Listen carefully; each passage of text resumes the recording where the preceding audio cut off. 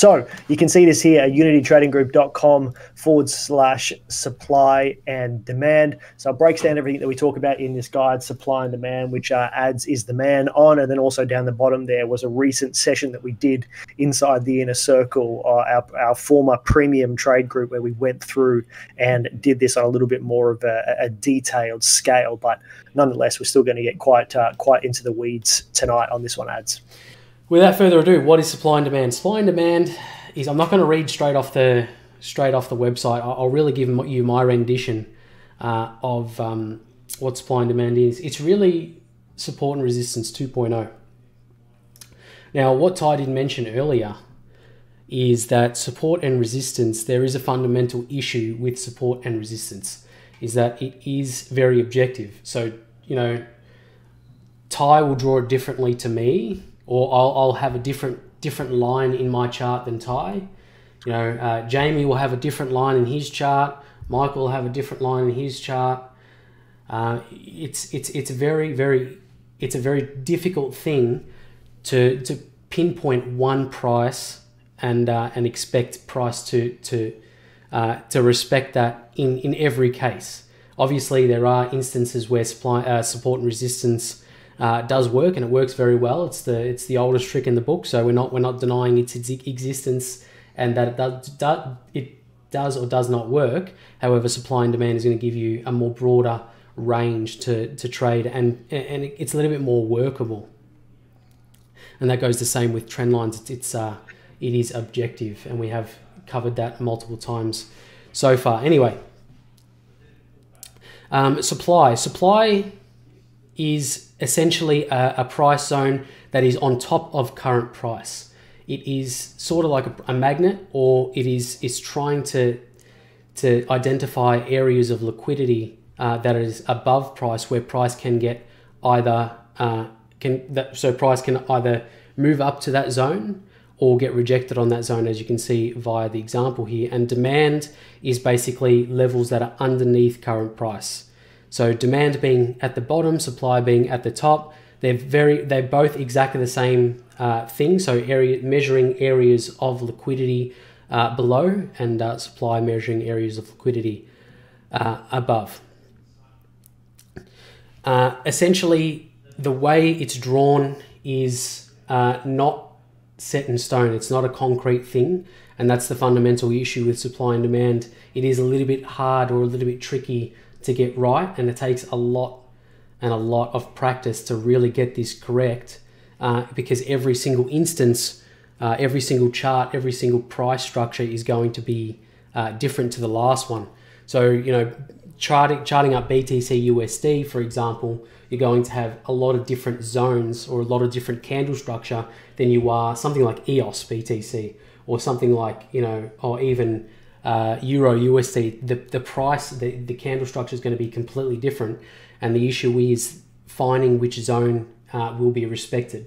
But you can use a whole number of tools to be able to identify whether or not price will be drawn to a level or not. And a lot of you know how to use like fibs and everything like that, so it's going to be a tool that you'll use in conjunction with other things. You probably shouldn't use supply and demand on its own, although it did come from forex, and it was initially used on its own. So no indicators, no volume, only supply and demand on the chart, nothing else, keeping it simple as possible. However, here at UTG, we know a lot of the people in the crypto space are very heavily but heavily use RSI, CCI, Fibonacci, trend lines. They heavily use, you know, stuff like Steamroller, for example, the in-house indicator that we developed. So we're really pairing it with those things to give you a little bit more confluence or more of an edge when you're identifying these levels. So finding a demand zone, it's something that we'll get into the charts quite soon. But before we do that, we'll have a look at the laws of supply and demand. So we'll read these for you. So we're looking for Swiss supply. You obviously look for zones that are above price, which we have said just previously. So we're looking for example, if price is down here, we're looking for zones that are above price, and retests are very a very good premise of how either large or where the zone should be. But the things that you should look for candles that occur before a large move down. So obviously a big leg down out of a price zone will determine where the zone will be, and it will really determine if the zone is of high or low quality. Essentially looking for a market pivot where you've got the price coming up and then slamming back down, creating a pivot point, and that's going to give you the best quality zones where the price will most likely return in the future. Supply is often used to pick short positions, reversals. So what I mean by this when I wrote this is that you need to have the zone of adequate size. So if you have something that's too large that blows a stop loss out of proportion, it's not really good. You need to find new structure to be able to draw the zone in. So all you need to remember, it needs to be of adequate size, and we'll go through this in the examples. Using the entire candle at the top of a pivot. Usually this is a good way to determine the size of a zone. Just make sure it is obviously of an acceptable size, which we'll have a look at later on. But usually when you have big explosions out of this zone, we're looking for the candles prior to this, whether it be bearish or bullish candles, red or green, obviously. But we're really looking for the candles that are of good or adequate size. If using the entire candle makes the zone too large, then you can cut it down to using the top of the candle, the bottom of the body, the top of the body, the wick, whatever that scenario presents itself to you. And this is the issue that we found, is a lot of scenarios are different to each other, so you have to really tailor it. It's really like a little bit of an art form that we've mentioned in the Discord multiple times. Also looking for potential retests to confirm that the zone exists. This can also help with sizing. So if you've got a larger structure here to the left, and for example, you've got quite a large number of candles there, and they're of quite large size, you can look right to a retest, and that can determine how large or how small that zone can be. And you can also size it off the candle structure to the left, looking right to your retest to determine that size. And demand is very, very similar, but however, it's at the bottom, so we're looking for consolidation price structure below current price. Demand is used to open long positions or buy an instrument or asset, and then you can use the size of the zone to determine where your stop loss should be. However, all the other rules are the same as supply. So broken zones. Broken zones are very important, and this is a very, very important tool to determine whether the asset that you're trading or the asset that you're looking at is going to continue, is going to give you a continuation and continue to the next zone above.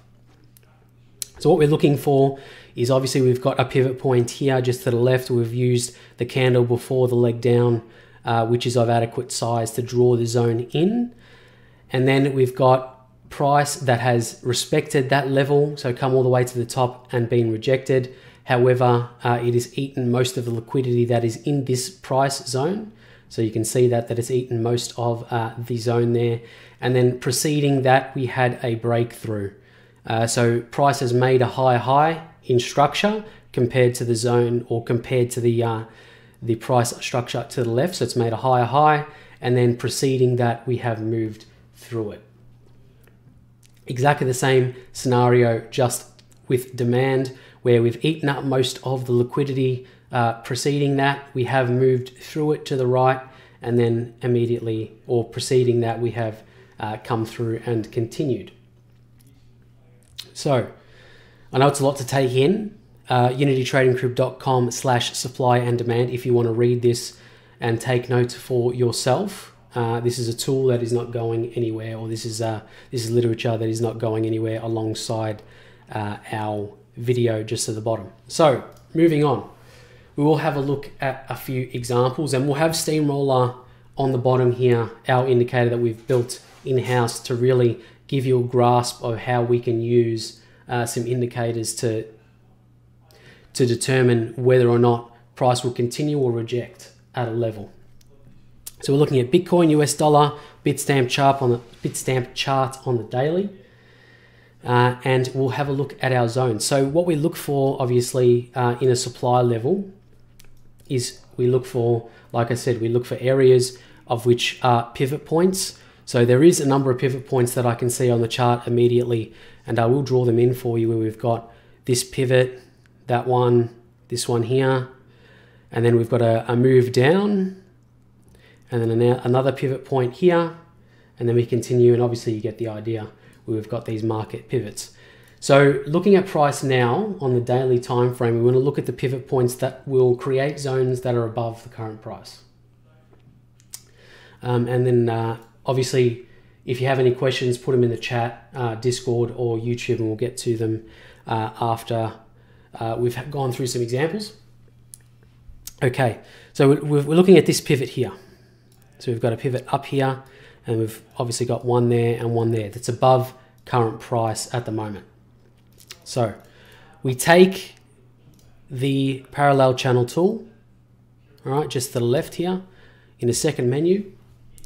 What you do is you click on the chart of where you think the zone should be, and then automatically you're going to find that TradingView is going to do all sorts of these ones. So what you do, hold shift to lock it in place to the right, click, let go of shift, and then you can move up and down to determine the height of the zone. So for this example, we're going to use the candle body. Why did we use just the candle body? So like I did premise before, we've got a market pivot point and a significant leg down out of that price zone. Okay, so that's our market pivot. If we drew the zone like that, it breaks one of the rules that we've outlined before. The zone will be too large. It's not sizable. So if we took a short position, or if we took a sell position here, for example, and this is not financial advice, this is all theoretical, and we brought it up here, or even brought it up to, you know, making a higher high on the wick, that zone's going to be much too large, you know, for a short position on BitMEX, for example. If you're using 25x, 50x, 10x, for example, you're looking at an 84, 85% stop loss. All right, so it's not sizable. So what we've done in this instance, we've used the green candle before the price move or the leg down, and we've used just the body to determine the size of the zone. All right, we're not using the wick, we're not using the whole candle because the zone would be too large. We're just using the body. All right, so when we do, or if we do take a position off this level, you're looking at a 3.37% stop loss for that zone in particular. Also noting, why haven't we just used the wick? So one sec, why haven't we just used the wick? Another rule, going back to that literature before, is that if you notice just to the right of this pivot, we have a retest at 12,250. So this immediately tells you that your zone should be off the body, that size, and it should be here, not up here, because we have already structured to the right telling us that that zone is where it should be. And if we move price over to the right hand side, all right, not knowing that any of this has occurred yet, all right, we don't need any of this information. We've determined the size of the zone.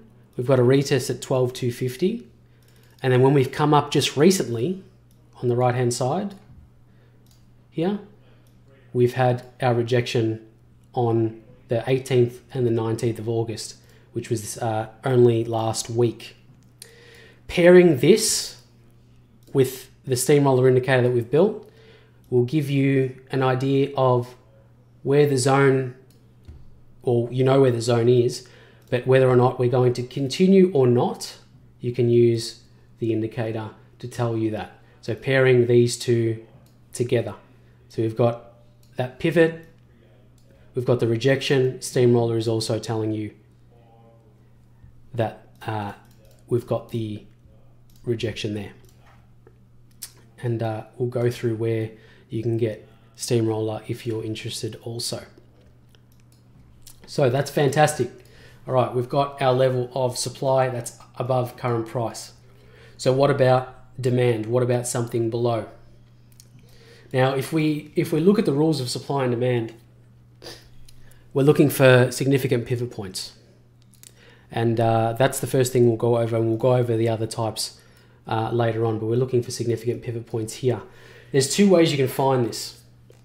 There's two ways you can find the level of demand in this scenario.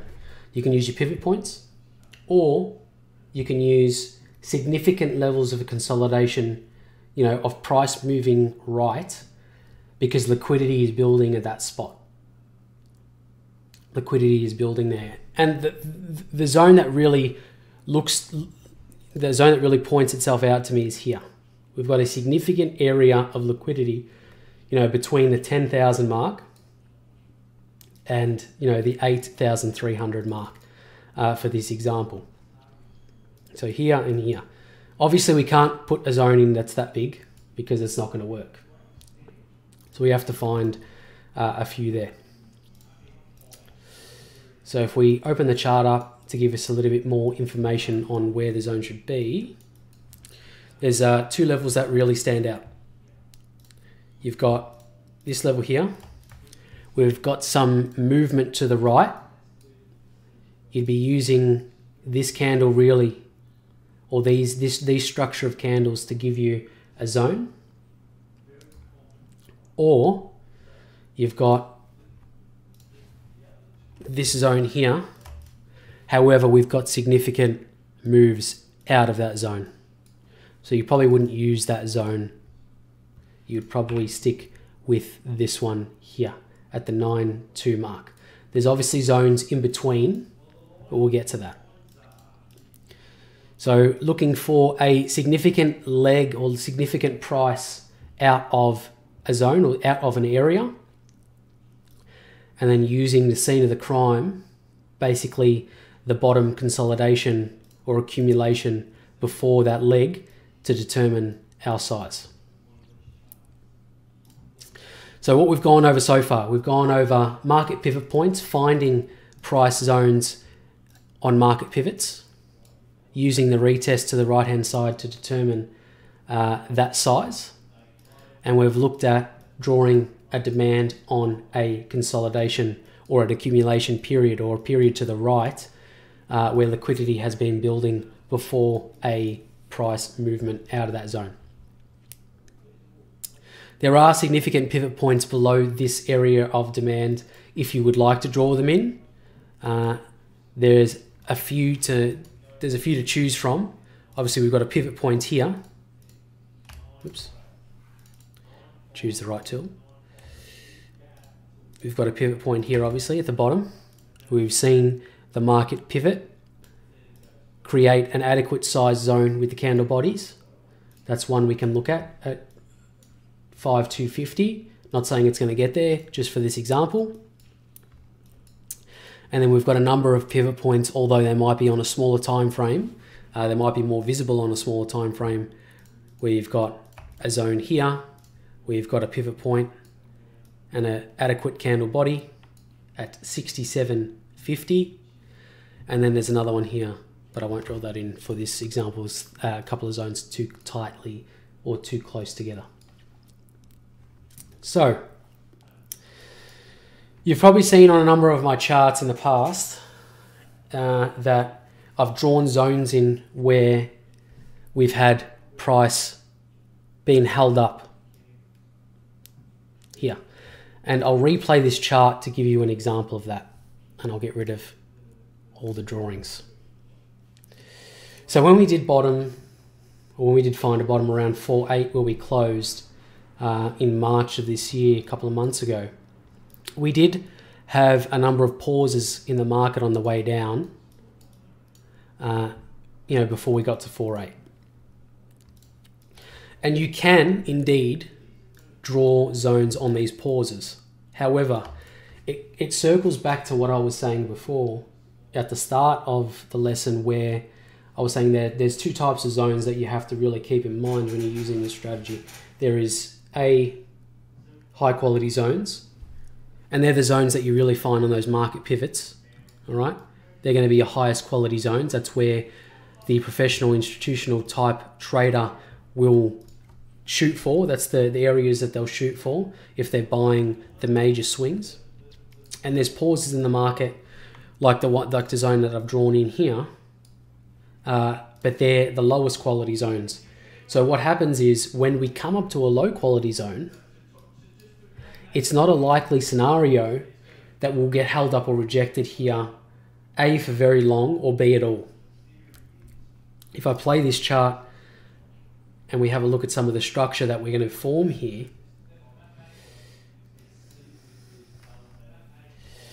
when we get there, we've got the first and second candle respected on the daily. So yes, the answer is yes. Does this zone exist? Yes, it does. This zone does exist on a daily time frame, although it is low quality. Low quality meaning that A, will get held up here for a very short amount of time, or B, not at all. So yes, we were held up for a number of days, probably 4 or 5 days there, before moving through that zone and shooting for the next pivot, the next price zone. So this level is going to be a better zone. However, it's not going to be the best zone. So still of low quality. The highest quality is obviously going to be the one that you find at the top. If we weren't looking further left, obviously, if we weren't looking further left, just for this example, this is going to be your highest quality zone. And I had this zone drawn in my charts, if you remember, in the Discord for quite some time. So if I get rid of the replay, you'll find that we did respect it a number of times before pushing through it. So another one of our rules, pushing through it here on the 1st of June before testing it again and moving straight past it. All right, so if you just remember, if you just circle back to the literature and remember that you need to look for market pivot points, you need to look at if price will move through it, even if it's just fractionally. If we move through it, then there is a higher chance that we will push through and look for the zone of higher, even higher quality again, where we did find it on, you know, the 9th of June last year, and that was the major target there for BTC. So the takeaway from this: draw the zones on the daily if you're going to trade this time frame. Draw the zones on the 4 hour if you're going to trade that time frame. There is a number of zones in either chart or in either time frame that will be respected on that time frame. So if you're looking at this low quality zone, for example, you know, compared against some of these ones here, although they are quite large, you're looking at rejections there. If you were to be drawing in support or resistance, for example, resistance you might have put the resistance up here. You know, moving that across. We've got significant levels of resistance here. However, we didn't get there. So if you're looking at a long, for example, on a lower time frame, and you're looking at a 4 hour resistance, you might have not gotten your target or your take profit. You might have got stopped out in profit instead.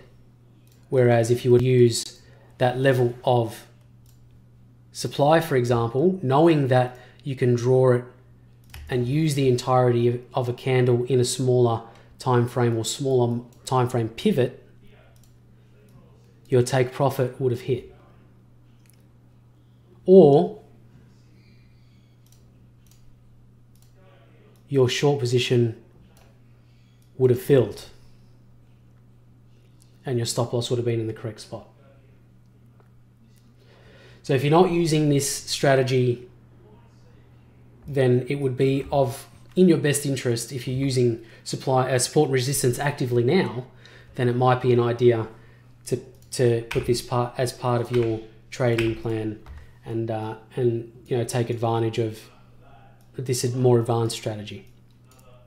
And obviously pairing it against or using it in conjunction with some indicators like steamroller to really give you an edge or really give you an idea if these zones are going to be respected, or not. Because if we have a zone in the middle of price and some of your indicators are still ranging to the upside or still have a fair amount to move, you might want to have a look and see if there is any higher quality zones above the one that you drew in the chart. But yeah, that's a very brief, well, not brief, but it's a little bit detailed overview of supply and demand and how to find these zones. Hopefully I was as clear as day.